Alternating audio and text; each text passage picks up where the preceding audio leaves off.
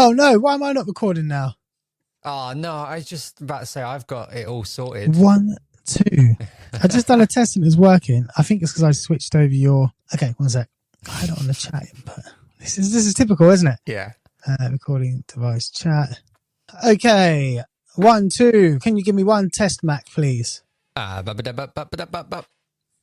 a good test. Tech podcast. I'm so proud of myself. It's all working. I'm testing it. Boom. As soon as we get on. Do you remember in the last episode I was talking about doing this photography project thing? Like it was doing a podcast where we just walk around and we take photos. Yes. Me and Caden have done a tester. We walked around Ipswich taking a load of random photos and talking. And we kind of got the gist for how it's going to work. I'm not sure if we're going to publish that episode yet because I haven't even listened back to the audio files. I haven't edited it all. And I just know that something's going to go wrong because it was a tester. That was the whole point. Yeah. What was the tech setup for that then? So we used just some DJI mics with internal recording on them. And since then, I've actually brought myself my own DJI mic. Oh. Because I was borrowing Caden's with the charging case. And I've just bought the singular one now. And he's got the... reasonable price. It's like 70, 80 quid, right? Yeah, so I brought it on sale on Amazon for 50 quid for that mic. I know. And it's the new one with the noise cancelling as well. Yeah. I haven't actually plugged it in to listen to any of the audio, but I have recorded on it. I've been so busy with transient stuff, moving all my stuff from uni back into the house, I haven't had the time to do anything. Wait. There's a sale on Amazon? Damn, I'm only now seeing the sale. Really? What's going on? There's been adverts for it everywhere. I think Amazon emails, I don't really look at them, to be honest. They're doing the DJI Mic Mini for 100 quid. Yeah, I did 103. I did think about going the Mic Mini route, but the problem is you have to have that plugged into something. It doesn't have internal recording. And for the fact that we are using the cameras to take photos, not videos, means we can't really do it that way. So, I mean, you got yourself a good deal, 50 quid. You can't beat that. And the mics sound great. Here we go. Here's a Mac review inside of an episode. About a month ago, maybe a month and a half ago, I got sent 5 Fine wireless mics to review. These mics aren't good. I straight up could not recommend them to anyone. Even though I sent them for free, I wouldn't recommend a single person buys them because they just sound so bad. And I mean, you could run the Adobe AI, but I feel like that is so counterintuitive to buying this thing in the end when just spending a little bit more, you can get way better microphones.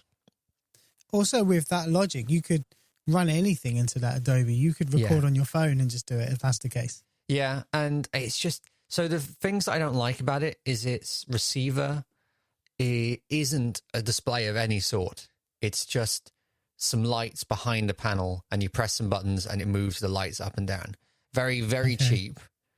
And I understand why they've done that to bring down costs, but there are also better alternatives for displays that are more useful. Like there are no audio spectrums on it at all. You only get like quiet, medium and loud as your option. And you just click those. So it's a guessing game, basically. Yeah.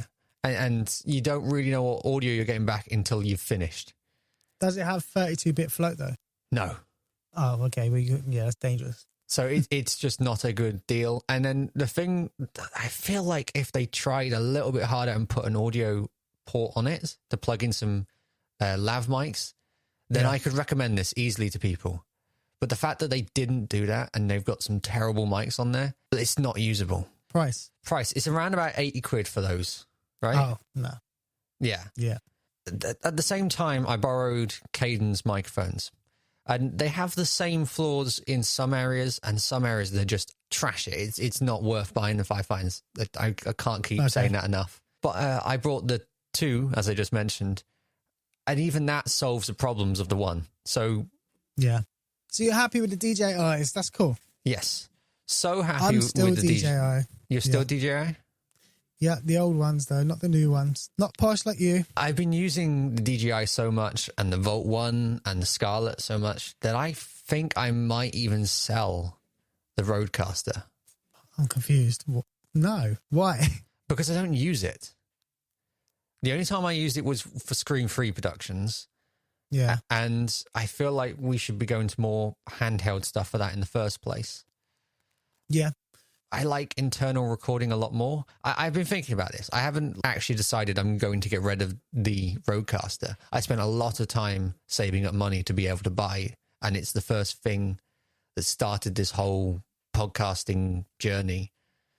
So yeah, I just got to think about it. But I thought I'd mention it. I agree, and I like producing and recording is going a lot more mobile. The quality of mobile recording is just improved to the level that it's almost the same. And with post-production tools being as accessible as they are, it does make sense. I think if you're starting from scratch now, get yourself a couple of those mics. You've got 50 quid, 2 of those. You can go to a podcast anywhere you want. I think you get like 7 hours of recording, loads of battery. It's a no-brainer. I think it's something ridiculous, like 12 hours actually on the 2. On MP3. And then I think if you go WAV, it's lower. Good point. But no one's doing a 7-hour session anyway, are they? No, it's just for those people who forget to clear the recordings from it. Does it have a like a loop system on it? So it records over the earliest recording? No, but that's a good idea. I'm sure it does. I don't know. Huh. That's kind of the things I've been running through. Back on the kind of topic of the photography podcast, we actually have come up with a name for it as well. Okay. Snap. Because love it, like the band. No, or the game. I was thinking, like the game, like where you get two things together and they look the same, so you say snap. Yeah. And you've taken a photo, so snap. Yeah. That's the idea. Very simple name. Is that name out? Is it out there? I checked. I haven't found a podcast called Snap yet. If you can find one, then I'm going to be really sad. Snap podcast. There's a picture of Eli's face. Looks like I got it first. Wait, what? Really? I'm joking. No, I can't find one. Oh, hold on. Each episode tells the story of a political event in New Zealand or world history. Snap podcast by Joseph Boone on Apple Podcasts. And the picture is hilarious. Oh, let's go on Apple Podcast then. I mean, it's not active anymore. 2021. It ended. So I could possibly still go over it. Oh my God. That is a cover. Okay. Right. That's not what I was expecting at all. So yeah, Snap podcast. I love it. I like it. There's been a bit of a gap now between WWDC and now. Has any of are you worried about anything? Have you been following the demos? Yeah, so I've seen Beta 2 is out now. I was actually watching a video of a guy testing out the iPad the other day and testing out the multi-display output. So screen displays. And I'm really impressed with what I've seen. It just looks and runs a bit more like a Mac. And I can't wait to test it on my 2018 iPad Pro. Did you see that it got the shaky mouse pointer as well? Yeah. I added that to my reader. So I was going to mention that, yeah. It's great. So yeah, I'm impressed with it. Obviously, I've seen they've reduced lots of the translucency in different areas of the iOS, which everybody knew was going to happen anyway. Now I'm just debating, do I get it on my iPad? Because I think the public beta comes out soon if it's not out already. My iPad's not that important, so I might give it a run. I've been following all of it, and a beta 3 is around the corner now, and we've started to see hints of what they're doing. They even reduce that transparency even more. And the more and more they work on it, the more and more I'm just like, I actually am not scared about any of the problems. Yeah. I think when we did the WWDC episode, I mentioned the fact that I think it's fine. I know they're going to fix all the things that we are going to see as problems. They're going to iterate, and that's the whole purpose of having these demos. Yeah. So I am, the more that goes on, the more I'm relaxed. I'm fine with what's going on. But people say that Apple don't listen and these big tech companies don't listen, but they do. They just listen in the period that they set for you. You know, once it's out there, it's out there. But you get 3 months to have your say, and they normally make changes. In that case, please revert the bin back, please. I don't know why. I love the look of the bin. I love that. You like the new bin? To me, the current bin is still new. It just is. I remember the old trash can with the kind of hexagon bits on it. Yeah. The mesh one.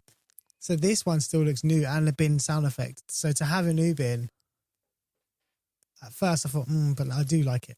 Really? I don't like the fact they've just squished the bin. I want it to go back. I like the circular. I'll tell you, I said goodbye to my 2011 iMac yesterday.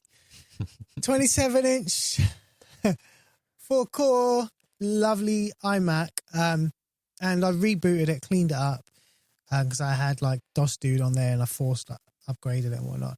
And it went back to Tiger, and I opened it on Tiger, and the icon for Finder is like a rectangle on Tiger. It's not a square. It just looked so weird. And my son looked at it and he said, "What's that compass thing?" And I said, "That's Safari." And he said, "Safari's a compass?"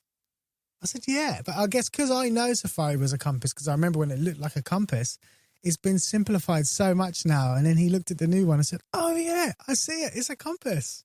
So there you go. And I did know it was a compass. I that. didn't know that people didn't know that.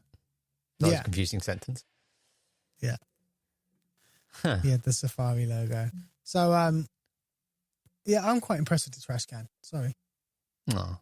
And I like the fact they've fixed the Finder icon and they've added the bar back. I can have the bar back, which I'm very happy about. I don't like floating. The menu bar?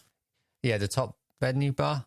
Is it back? Okay. Yeah, you can turn it on. By default, it's going to be off now, but I'm definitely turning that back on because I don't. Why? Why do we need these gaps where I can't actually put anything up there? Apple always try little moves to see, don't they? I remember when on the dock, you used to have your little light underneath your apps back in the Tiger days and macOS 10 days. And at some point, they got rid of those in a beta, and everyone online was complaining. And then they put it back as a black dot as an option that you had to find somewhere in the system preferences, or as it was called, system preferences.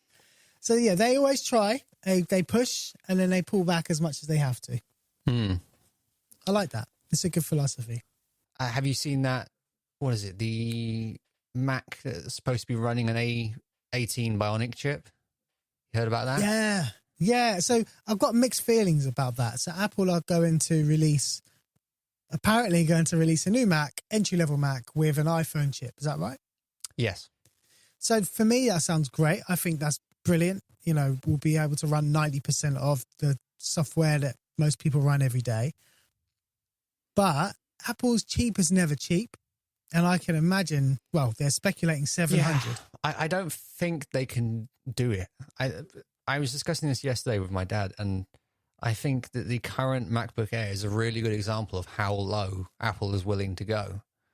And no matter how much lower they bring that CPU, I don't know how they're going to do this. Is that $899, the Mac? Yeah. Yeah. So I don't think Apple's going to be willing to actually bring down the costs down in the areas that it should be down in. Here's what I think they'll do. They'll do it as $699, but they'll do like a massive student discount, and it will be like $500, $550 maybe, but for students, and they'll promote it as for students. You know, not techie students, but everyday word processing, essay writing students. I just hope that it has better RAM allocations, because the biggest problem I have with other students in my class is I have to fix their computers every so often, and they all go for the 8 gigs of RAM version. And if it has 8 gigs of RAM, then your Mac is not going to run properly. Yeah. To the point that one person's machine had this problem where it kept erroring because the boot up screen or the lock screen took up too much RAM that it couldn't do anything. Wow. I know. Okay. And that took ages to fix that problem. Question, Mac. So I haven't been at uni for 20 plus years. That's when I switched to Apple, when I started seeing everyone had Macs. All my classrooms, the studios had Macs. And so I made that switch in 2004. Is it still like that at uni? Is it still Mac, heavily Mac? It's heavily users? Mac.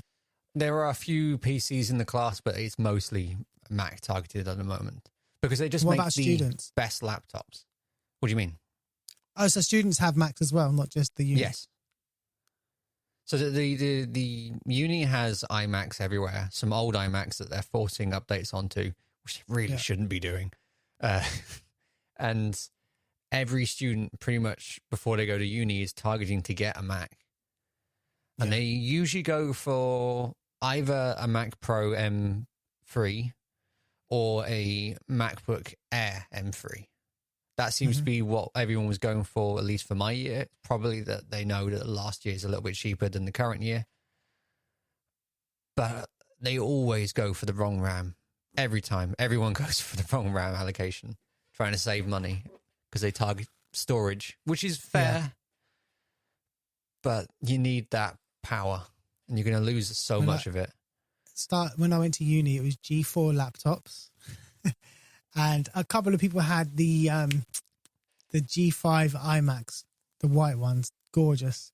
But yeah, it's G4 and G3 at the time when I was there, and I managed to get a G4 eMac, my first Mac, I believe. So I've been actually discussing, because my mum's been having computer problems.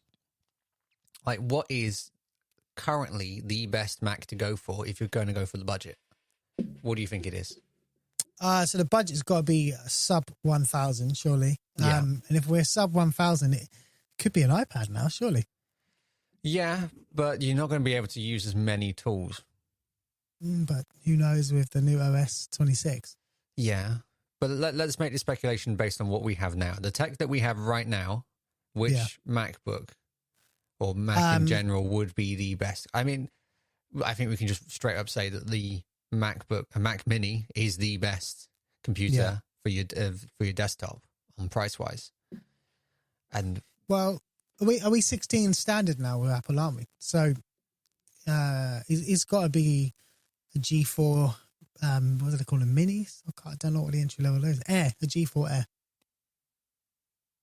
No, M4 Air. Yeah, I was very confused for a second then. Sorry, I'm still back in 2003, 2004 there. I was thinking the best for your money, because I was looking at back market and all of this to try and figure out, is perhaps a M1 16 gigabyte of RAM 512 MacBook Air is perhaps the best. So we're talking used as well. Yeah. Okay, I didn't realise. Sorry. I'm on an M1 now. Yeah, they're good.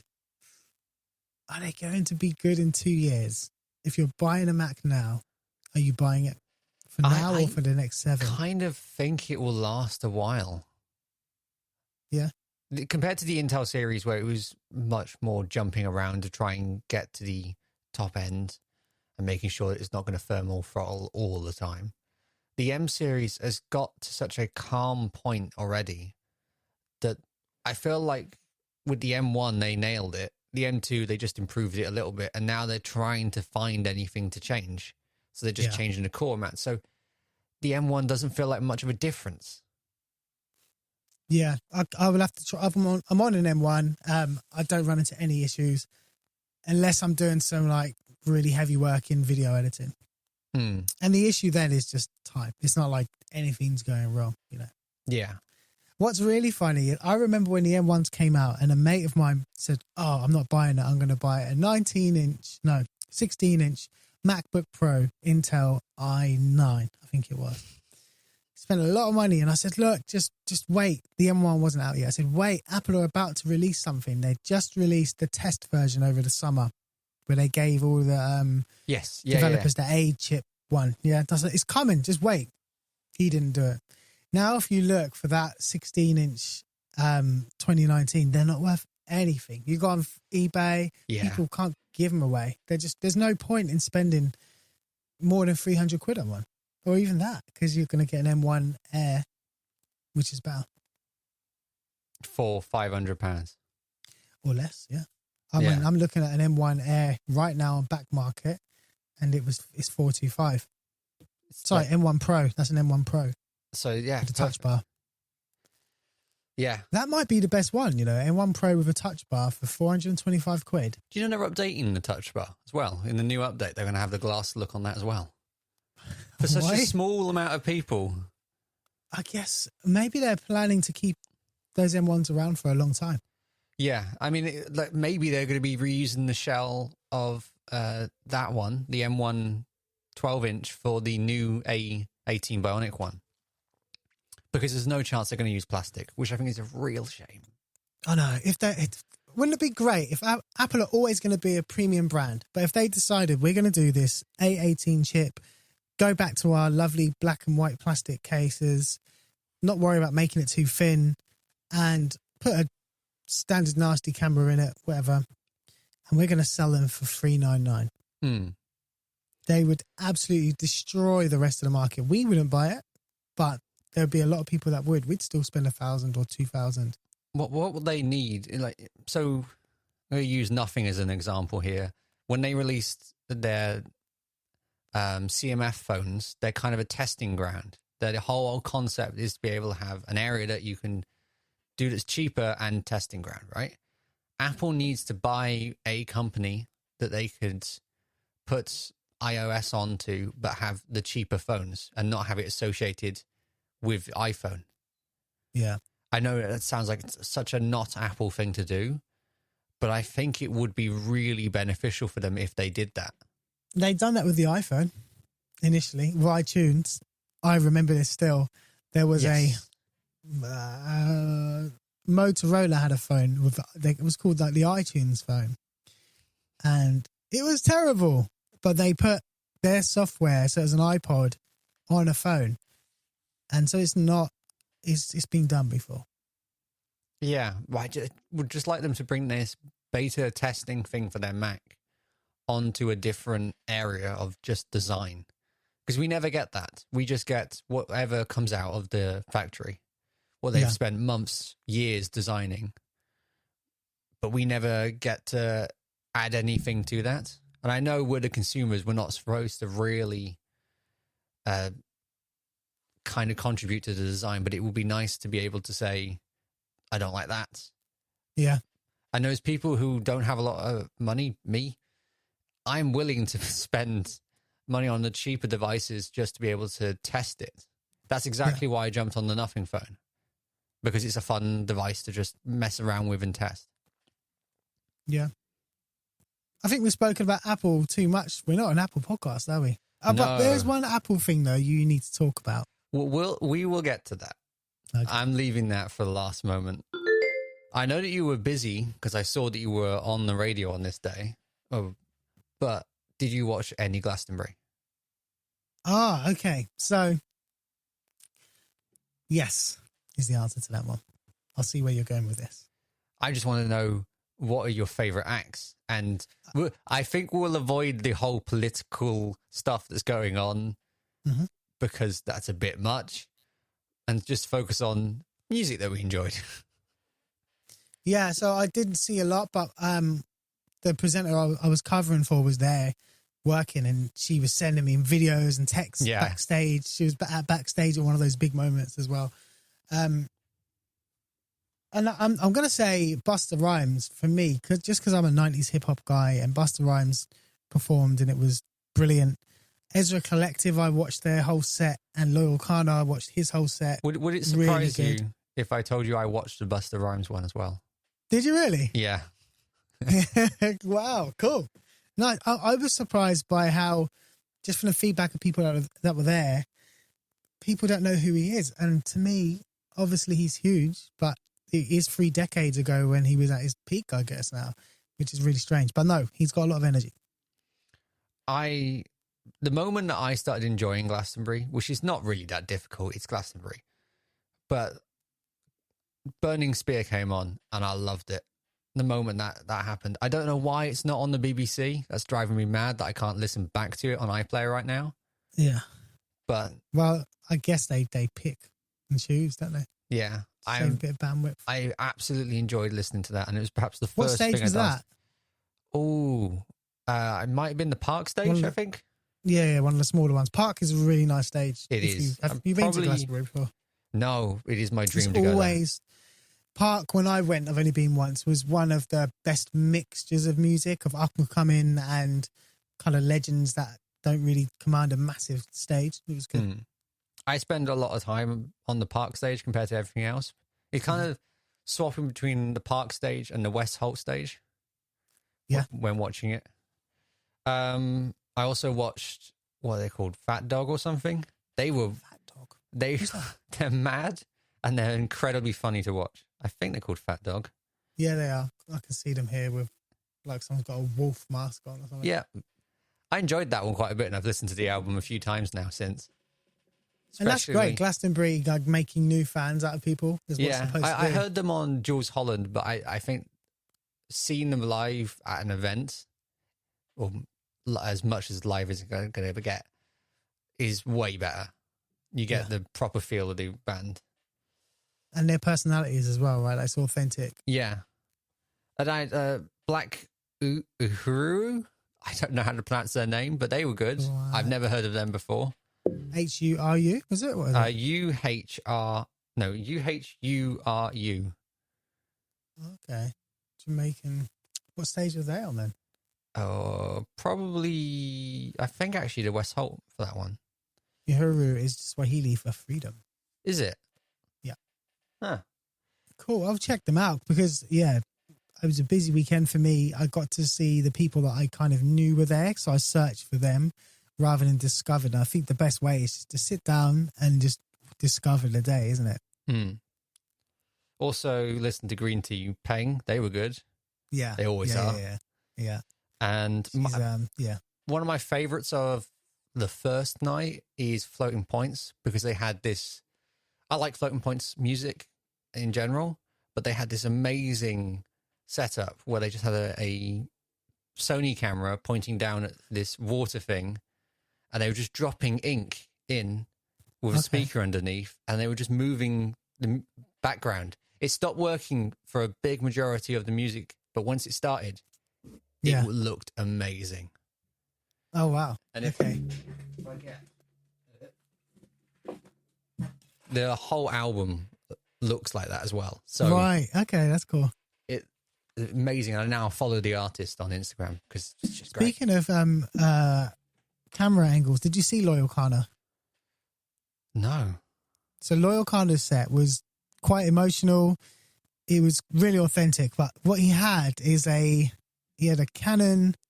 What's their cine camera thing on his microphone? No, he didn't have a Canon. He had if this is the kind of like rapper, the rapper guy, British, British rapper. Yeah. He had a Blackmagic Minicam G2. And it's the sitting on his mic. Is the only reason why I watched that one. Because as soon as I saw that rig, like Glastonbury has that little bit where they show you some of the acts that played previously. I saw that come across and I went, now I've got to watch that one. Now that I know that there is a cam rig on that mic. It was really well used, wasn't it? I don't know what wide lens they had on that to get that shot with that kind of clarity, because it was dark as well. Yeah. But it was well done. It was so detailed. Yeah. It looks so good. That. But my favourite point of the whole event has to be Prodigy. That was amazing. Last night, Prodigy. Did they headline, on a Sunday? Yeah. Yeah. I loved it. Didn't see it. Didn't see it? No, didn't see a lot. You're not a Prodigy fan? I like the Prodigy, but I wouldn't go out of my way, no. My mum, actually my whole family would probably go out their way just to go and watch Prodigy. Yeah.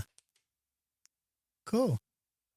I heard lots of good stories from Glasgow and some interesting stories about Green Tea Peng as well, and I may have seen some videos backstage in the tents with some of the artists that look quite fun. I was just jealous, to be honest. I was a bit sour about the whole Glasgow thing because I thought I was going to go. Yeah. And I didn't get to go for work. And, I didn't want to spend 300, 400 quid to go either, to just be there. The moment that I was watching Glastonbury and I saw that you posted up on Instagram that you were on radio, I thought, that's got to be a sore spot for you. Yeah. Yeah, and listen, she's sending me stuff from Glasgow to play on air. Like, I'm interviewing so-and-so. I'm going to send it over to you now. Check on, we've got a system. Check on Ping. Go on there. There it is. Great. Listen to it, play it. Right. Let's get on to the topic you know about and we need to discuss. What's that? I'm on iPhone. Yay! Mac, we knew you'd come back. We always knew you'd come back. So I think Saturday this week, I got an iPhone. Congratulations. I'm very happy to be on iPhone. I'm immediately finding all of the problems with it, going through it all, kind of reviewing a phone like I always do. And like I said before the recording, there are so many features I really miss about my Nothing phone. Yeah. The glyph is a big one. I know it's seen as a gimmick to many people, but I love it. I think it's a really good way to communicate a message when my phone is down. So I am sad that I've lost that.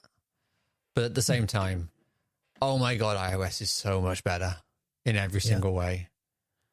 There are like a few quirks that have changed since the last time I used it. Like the keyboard is so different to the last time I used. Keyboard? Yeah, they've moved everything around. Like, I'm not used to the spacing anymore. I used to be, but I'm not anymore. But they also have the emoji button and the speaker button now at the bottom. Yeah. Has that not always been there? That has not always been there. They used to be at the top. Oh, right. I didn't know that. And one thing that we'll probably discuss in a later episode, and I'm not going to show you because I want your like raw opinion on it when we get to it. Like when we do the sort of comparing phones kind of thing. Yeah. I've gone focus mode mad, and I've already got about 7 focus modes ready. I can't stand focus modes. I love it. It's the reason why. Do you have them based on location and things like that? No. I have one based on location. The rest is all just a quick hold down of a button and I'm in. Yeah. I've got one, I think. So I know I've got one from when focus modes first came. It goes on when I get to work and it goes into work mode within that kind of geo location. When I get in my car, as soon as I start driving away from work, I just get loads of notifications of things I've missed, phone calls and stuff in the summary. They're okay. I thought Android had that. It does not. It has. So what it calls a focus mode is just it locks all the apps you don't want to have access to. And you can only turn it on or off. You can't have different modes. Right. And the fact that you can have such a custom lock screen per one or home screen is amazing. I do think they've overcomplicated wallpapers entirely. I didn't know this, but it's very overcomplicated now. What, the fact that you can choose a wallpaper? The moment I realized that the wallpapers are overcomplicated is when I restarted my phone. Because I'd set a preset up, it'd been all black and white, how I like my phones to look. And then when I restarted my phone, I had the default wallpaper again and all the colors were back. And I was very confused at what's happening. But to remove that, I had to add another image one in and then remove the original one. Which is just stupid. Why? Why would you do that? The average person is not going to, tolerate that, are they? Yeah. So, favorite feature of iOS. Now, I mean, you know iOS, but now that you lived with it, favorite feature other than that.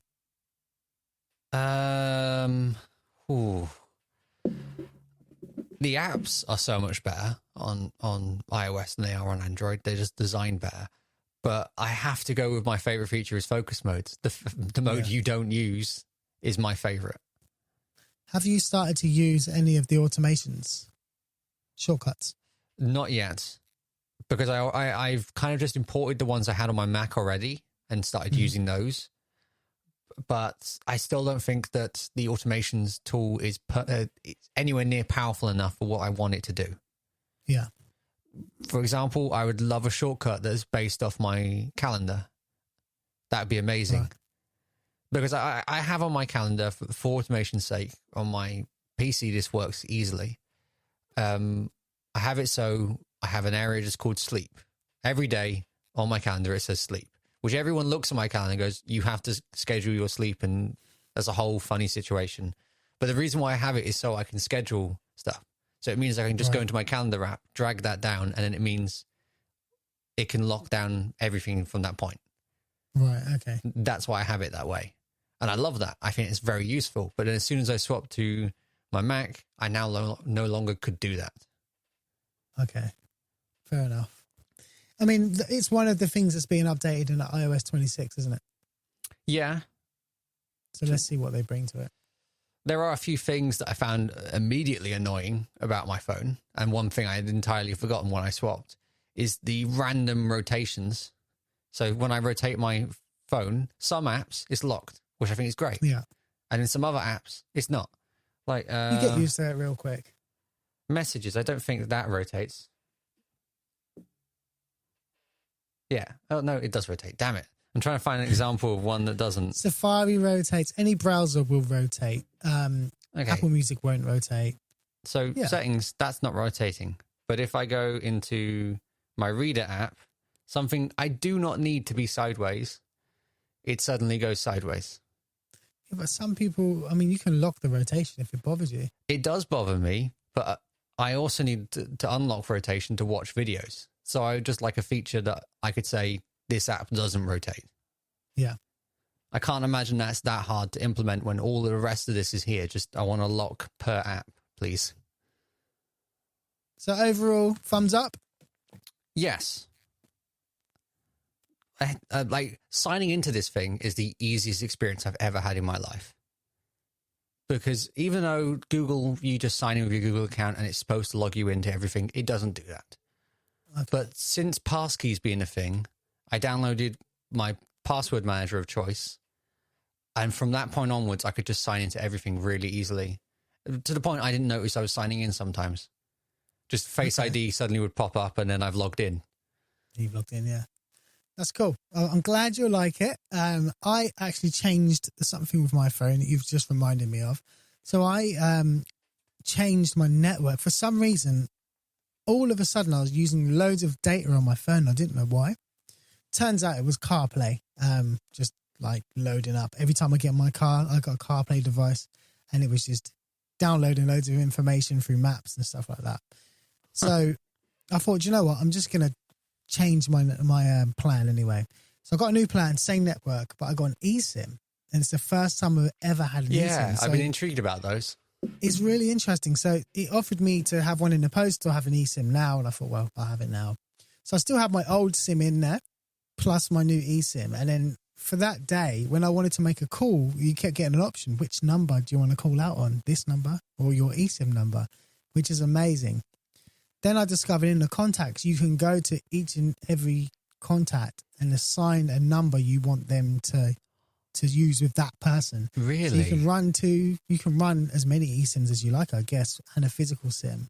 So say you had 3 SIMs and you contact me on the number that ends in 02, someone else ends in 01. So you could really, really separate your different friendship groups or businesses, but receive it all in the same device. And I was really skeptical of eSIMs when they announced them maybe 5 or 6 years ago, but they're definitely the way to go, especially if you travel a lot.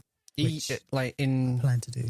America, this is an eSIM only phone, but Is it? In the UK, I can have a SIM card in it. Don't know why. It's interesting, but that dual SIM card thing sounds amazing. I only just found out when taking like the SIM card out of my old phone that it has a dual SIM card slot in it, which is interesting. I didn't know it did that at all. Another cool thing you can do is with the dual SIM is you can choose your names one as the primary, and because I've only got 2 secondary, and you can choose your primary just for data if you like, and then your secondary just for calls. So you can then mix and match your plans. If you have a grandfathered SIM, which a lot of people have from way back in the day, that gets free unlimited calls forever, you could just go and get a new data plan and just put that on. Great. I have got a few more things I got to discuss. Just a little bit more things. I've been really excited to use the DaVinci app, the camera one, because I've been watching all of the stuff about that and seeing Apple filming with it. And I haven't had like the chance to give it a try, but it's really already a good impression. I don't know why it's not on Android. It could easily be on Android. No, Android sucks. That's why. Sorry, did I say that out loud?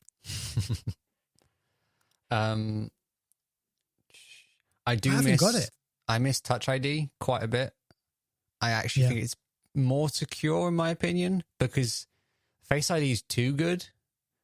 I've had my phone at like an angle and it still pick up my face. Yeah. But you've got the newest Face ID, I guess. Like Face ID has improved, and I've noticed it over the devices. I've got 15, and it's really good on that. But on the 11, it can't. You have to like put it at your face almost to make it work. Yeah, I don't have that problem. No. And here's one thing that I've spent quite a lot of time talking about. I'm not a fan of Apple Wallet. One bit. Really? Because it's Apple Wallet's great. It's too limiting. With my so if I go to my Android phone now and open up my wallet app, and I'll show you, not for the audience, sorry. I have a lot of cards added on, and they're not all official cards. Some of them are just QR codes that I've scanned, right? It's the same here. Well, I can't find a way to add a random QR code on. I have to log into every app. Yeah, I don't think you can add a random QR code. So for me, that's too limiting immediately, because having that random QR, like these are synced from phones years ago. Yeah. So I can't get back access to some of these. I'm sure there's a way. I don't know how the Tate one works either, because that was a website only. I don't know. Keep an Android. I mean, I do need to buy an Android. I had an Android phone that I gave to somebody, but I need to buy another one. Anyone at Car Boot Sale have got a 30 quid Android, let me know. I'm just for definitely those apps that Apple don't have. Going to be using both, because what I have mostly done is not have any social medias on this phone, and I have all my work related social medias on this phone. Okay. Because I don't want this to be a distraction device. I want this to be a distraction device for when I'm working, because I should be in that mindset. I know that sounds weird, but it works. And the final thing I want to discuss is that I'm giving something else another go. And I've been really enjoying it so far. I'm giving Apple Music a go again. Apple Music, okay. They've got you now, right? In the ecosystem, you might as well So give it a go. When you get a new device, you get a couple of months for free. You get 3 months, yeah.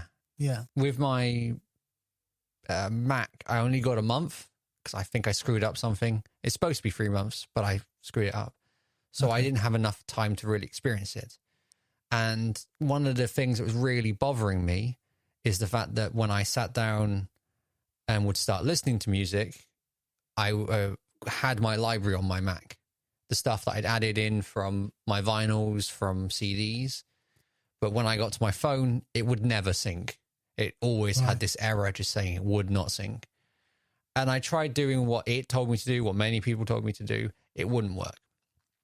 But for some reason, since having the phone and not dealing with having to swap to Android or to Windows in any sort of way, it immediately just synced up. I sat down, it worked again, and now I've got all my albums that I've been really enjoying listening to just easily accessible. And the best thing about that is because I have a big collection of music now, it knows my taste.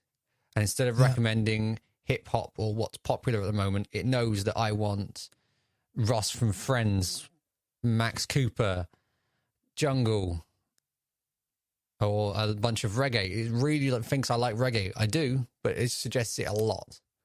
Okay. So you think those features, the algorithm features, are a lot better than Spotify? I don't think they're a lot better than Spotify, but this second approach where I've actually had it's almost like having your own database before that it can learn from is way better. I have not turned on Apple Auto Mix. I just saw that come in. So that's iOS 26. When you try that out and just watch some of the videos of it, Auto Mixer 26 is unbelievable. It's a DJ. It's better than the normal mix. It pitches, it starts on the right beat, and it mixes, it crossfades. It's unbelievable. And it drops on the right parts. It will drop at the start of a verse. It will cut the mix out. It's scary good. And I can't wait to get it. I can't wait to have it in my car. And rest in peace to the DJ. Apple's just killed you. If you're a function room DJ, and DJs know what I mean by that, your gig is done. Nobody needs you anymore. That brings the biggest downside of this phone is that I'm so tempted to swap to the beta all the time. I spend the entire time just staring at it going, no, I shouldn't do that. No, don't do that. I took a beta. I think I told you, iOS 7 beta. I was going away on my stag do, and I updated to the beta a couple of days before I went. I just couldn't wait, and I thought I'm gonna get it. And they released them on a Tuesday, or they used to anyway. So I updated it on a Tuesday and flew on like the Thursday, and was stuck on holiday with a beta. I couldn't go on mobile banking. It was not nice. Away for a week on a beta. Had no money. Nothing worked properly. I couldn't take pictures properly. Couldn't back up to iCloud. It was horrible.